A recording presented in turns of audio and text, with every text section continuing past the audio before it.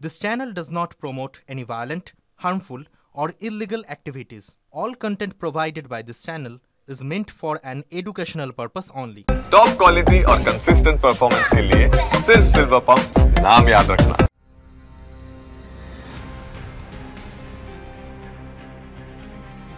বাংলাদেশ থেকে যেন অস্তিত্ব মিটিয়ে ফেলা হচ্ছে শেখ হাসিনার। বঙ্গবন্ধু শেখ মুজিবুর রহমানের অস্তিত্ব আগেই মুছে ফেলেছে ইউনূস সরকার।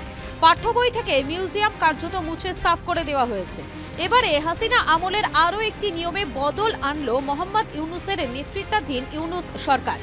বাংলাদেশে এবার থেকে মহিলা সরকারি আধিকারিক বা কর্মকর্তাদের আর স্যার বলে সম্বোধন করা যাবে না, এই নির্দেশ দিয়েছিলেন প্রাক্তন প্রধানমন্ত্রী শেখ হাসিনা।